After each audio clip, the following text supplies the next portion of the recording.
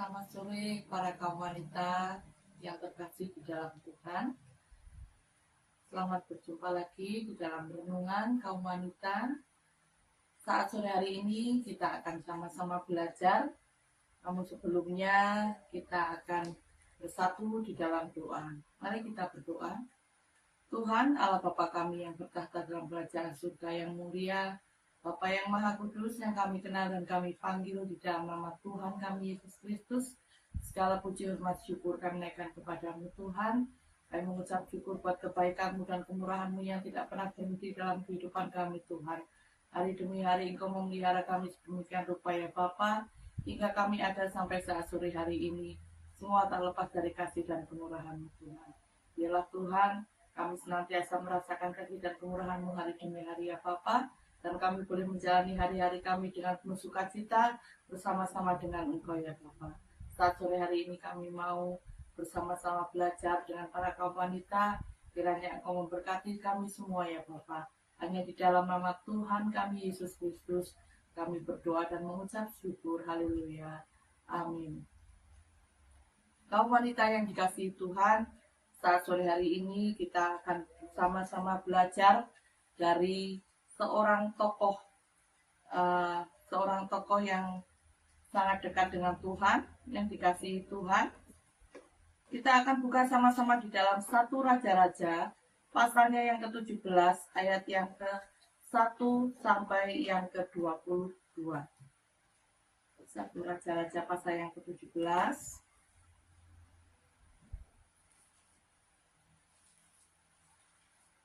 Ayat yang pertama sampai yang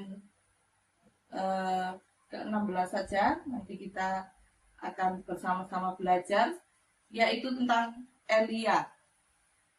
Di dalam ayat yang pertama sampai yang ke-6 kita melihat bagaimana Tuhan menyuruh Elia untuk menepi ke sungai Kerit ya. Pada saat itu Elia, kita akan sama-sama belajar saja, kita akan baca dalam 1 Raja-Raja pasal 17 ayat yang pertama. Lalu berkatalah Elia orang Tisbe dari Tisbe Gilead kepada Ahab, demi Tuhan yang hidup, Allah Israel yang kulayani, sesungguhnya tidak akan ada embun atau hujan pada tahun-tahun ini, kecuali kalau kukatakan. Kemudian datanglah firman Tuhan kepadanya, pergilah dari sini, berjalanlah ke timur dan bersembunyilah ke tepi sungai Kerit, sebelah timur sungai Yordan.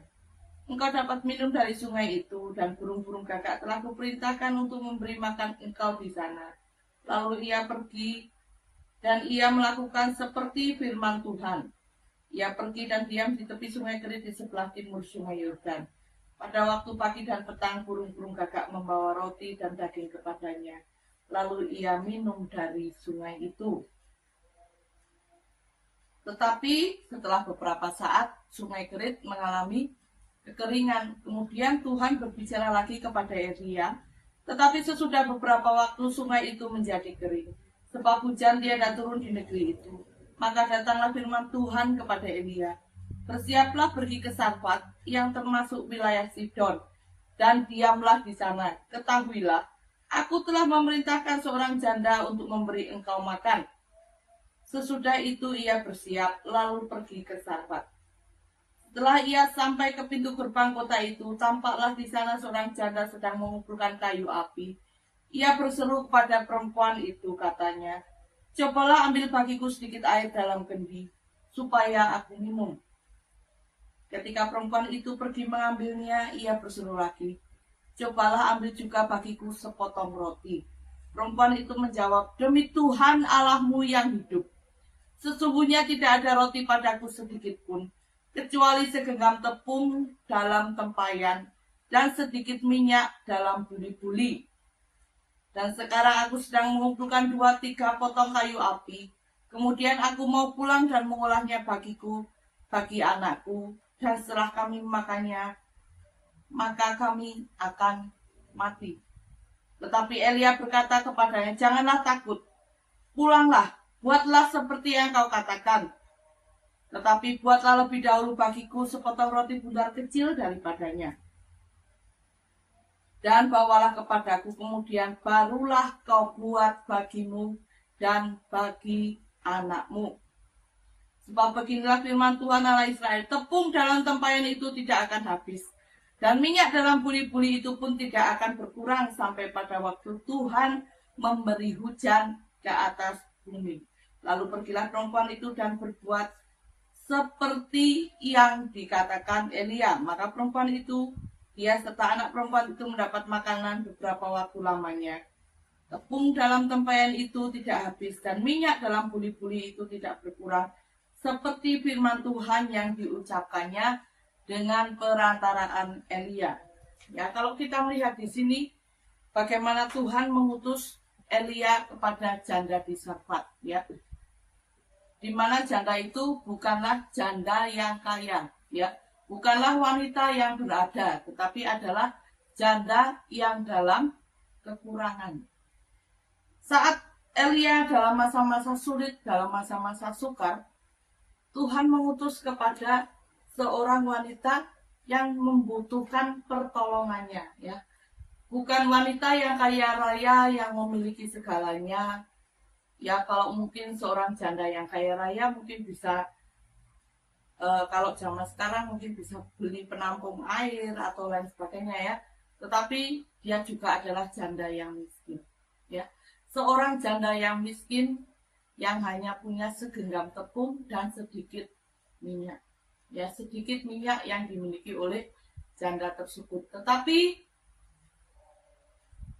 saat Elia datang, itu adalah saat Tuhan ingin menolong wanita tersebut yang hanya punya segenggam tepung dan sedikit minyak, ya, sedikit minyak yang dimiliki oleh janda tersebut. Tetapi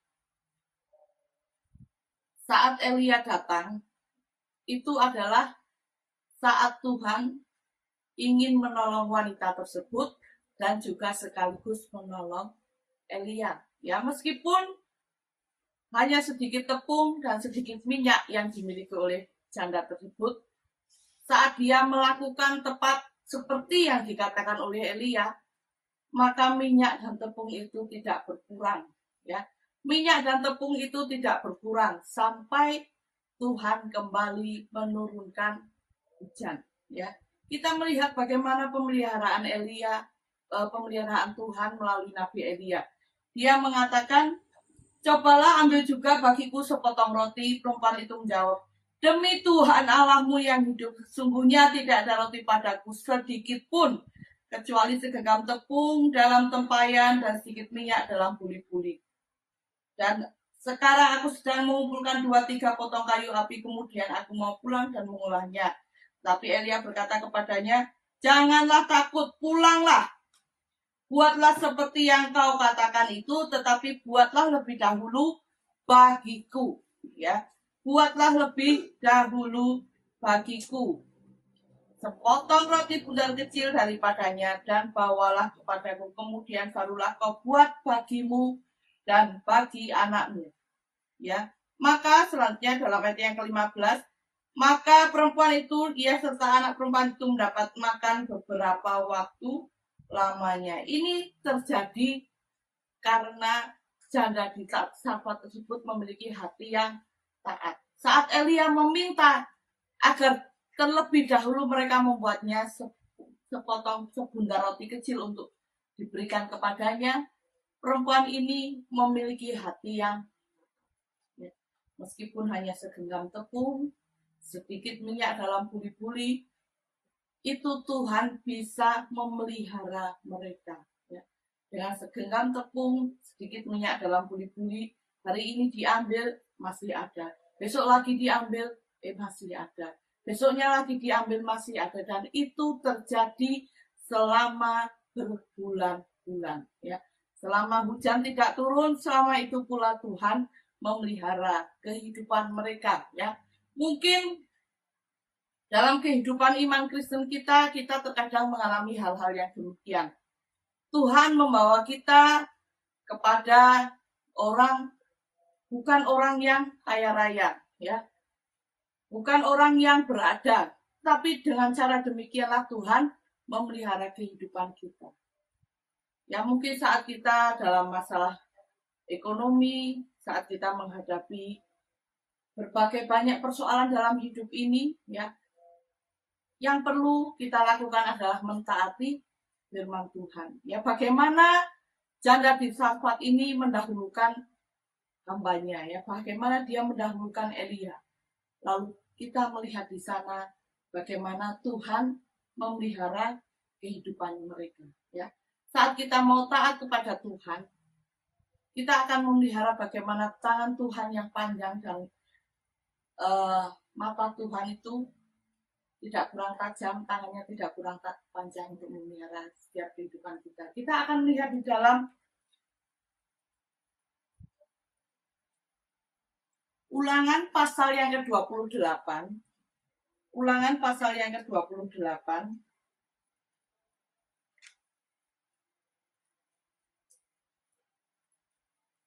Ulangan pasal 28 ayat yang pertama saya akan bacakan. Jika engkau baik-baik mendengarkan suara Tuhan Allahmu dan melakukan dengan setia segala perintah yang kusampaikan kepadamu pada hari ini, maka Tuhan Allahmu akan mengangkat engkau di atas segala bangsa di bumi. Dan ayat yang 8, Tuhan akan memerintahkan berkat ke atasmu, ke dalam lumbungmu, yang di dalam segala usahamu. Ia akan memberkati engkau di negeri yang diberikan kepadamu oleh Tuhan Allahmu, ya. Dia akan memelihara kehidupan kita. Tapi yang penting kita harus melakukan terlebih dahulu firman Tuhan, yaitu jika engkau baik-baik mendengarkan suara Tuhan Allahmu dan melakukan dengan setia segala perintahnya yang kusampaikan kepadamu pada hari ini, maka Tuhan Allahmu akan mengangkat engkau atas segala bangsa di bumi. Ya, jika kita mau taat dan dengar-dengaran, seperti yang dilakukan oleh janda Sarfat ini, ya. Secara manusia dia hanya memiliki segenggam tepung, sedikit minyak dalam buli-buli, ya, yang jika diolah hari ini maka itu akan habis, ya. Itu adalah makanan terakhir mereka. Tetapi saat dia mengutamakan Tuhan, saat dia mendahulukan Nabi Elia, maka Tuhan memelihara kehidupannya.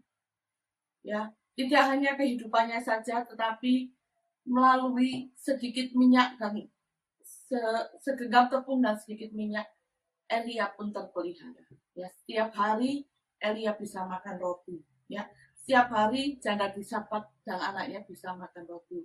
Yang semula dia berpikir, saya hanya akan membuatnya hari ini, maka esok kami akan mati kelaparan. Ya, tetapi kuasa Tuhan tidak terbatas. Ya, kuasa Tuhan tidak terbatas, ya. Jika ini dikatakan ayat yang ke-8 dalam Ulangan 28 ayat yang 8, Tuhan memerintahkan berkat ke atasmu di dalam lumbungmu dan di dalam segala usahamu. Ia akan memberkati engkau di negeri yang diberikan kepadamu oleh Tuhan Allahmu, ya. Saat kita mengutamakan Tuhan, maka Tuhan pun akan memperhatikan kehidupan kita. Saat kita mengutamakan Tuhan, Tuhan akan menyatakan pemeliharaannya dalam kehidupan kita, ya. Kita tidak tahu apa yang akan terjadi di masa depan, tetapi satu hal yang kita percaya bahwa untuk segala makanan dan minuman kita tidak perlu, karena Tuhan sudah memikirkannya bagi kita, ya. Kita buka dalam Matius pasal yang ke-6 ayat yang ke-25. Aku berkata kepadamu, janganlah kamu khawatir akan hidupmu, akan apa yang hendak kamu makan atau minum, dan janganlah kamu khawatir akan tubuhmu, akan apa yang hendak kamu pakai. Bukankah hidup itu lebih penting daripada makanan, dan tubuh itu lebih penting daripada pakaian? Pandanglah burung-burung di udara, yang tidak menabur dan tidak menuai, dan tidak mengumpulkan bekal dalam lumbung, namun diberi makan oleh Bapamu yang di surga. Bukankah kamu jauh melebihi burung-burung itu? Siapakah di antara kamu yang karena kekhawatirannya dapat menambahkan sehasta saja daripada jalan hidupnya? Dan mengapa kamu khawatir akan pakaian? Perhatikanlah bunga bakung yang di ladang, yang tumbuh tanpa bekerja dan tanpa memintal. Namun aku berkata kepadamu, Salomo dalam segala kemegahannya pun tidak berpakaian seindah salah satu dari bunga itu, ya. Kita akan melihat bagaimana pemeliharaan Tuhan akan menyertai kehidupan kita, ya. hari demi hari kita jalani bersama dengan Tuhan. Kita lalui bersama dengan Tuhan, ya. Kita akan menyerahkan kehidupan kita sepenuhnya kepada Tuhan. Yang penting kita mengutamakan Tuhan, maka Tuhan akan mengutamakan kehidupan kita, ya. Segala apa yang kita makan, apa yang perlu kita pakai, semua Tuhan sudah memikirkannya, ya. Kita tidak perlu khawatir tentang apapun juga. Dalam Filipi 4 ayat 19 mengatakan, Allahku akan memenuhi segala keperluanmu menurut kekayaan dan kemuliaannya di dalam Kristus Yesus, ya. Kita percaya bahwa Allah sanggup memenuhi segala keperluan kehidupan kita. Kita tidak perlu khawatir, kita tidak perlu mencemaskan akan apapun juga, ya. Apapun yang akan kita alami, kita jalani bersama dengan Tuhan Yesus, ya. Puji Tuhan. Terima kasih renungannya sampai saat ini sudah selesai. Kita akan terus merenungkan firman Tuhan saat kita mungkin sedang bersantai, saat kita mungkin sedang mau tidur, berbaring mau tidur, kita akan terus merenungkan firman Tuhan, ya. Firman Tuhan itu iya dan amin, ya. Tidak bisa seorang pun yang bisa menghalanginya. Jika Tuhan sudah membuka pintu, tidak ada seorang pun yang bisa menghalanginya. Jika Tuhan memerintahkan berkat itu untuk datang kepada kita, maka yakin dan percayalah, itu akan menjadi milik kita. Jika itu belum menjadi milik kita, kita kejar bagaimanapun kita kuatnya berlari, kita tidak akan mendapatkan berkat tersebut, ya. Terima kasih para kaum wanita, biarlah ini boleh menjadi kekuatan bagi kita semua. Mari kita kembali bersatu di dalam doa. Tuhan yang di surga, kami datang kembali kepadamu, kami sudah merenungkan firman-Mu Tuhan. Biarlah firman-Mu boleh menjadi terang bagi kami semua, ya Bapa. Biarlah saat ini kami boleh mengutamakan Engkau dalam segala sesuatunya, Bapa, dalam setiap kehidupan kita. Maka Tuhan, Engkau juga akan mengutamakan kehidupan kami. Apa yang akan kami makan, apa yang akan kami pakai, Engkau sudah memikirkannya bagi kami, Tuhan. Tidak perlu kami cemas akan apapun juga, ya Tuhan. Bahkan masa depan kami ada di dalam tangan kuasa-Mu, Bapa. Terima kasih Bapa, saat ini kiranya Engkau memberkati para kaum wanita. Biarlah Tuhan, Engkau menguatkan, meneguhkan iman mereka, ya Bapa. Biarlah Tuhan, tangan kasih-Mu yang akan mengerjakan hati mereka. Engkau akan berkarya dengan cara-Mu yang heran dan ajaib. Bila saat ini ada beberapa di antara kaum wanita yang mungkin sedang lemah iman, kiranya Engkau kuatkan. Bila mereka dalam keadaan sakit, Tuhan Engkau sembuhkan di dalam nama Tuhan kami Yesus Kristus. Terima kasih Bapa di surga, hanya di dalam nama Tuhan kami Yesus Kristus kami menaikkan doa ucapan syukur kami ini, Tuhan. Haleluya. Amin.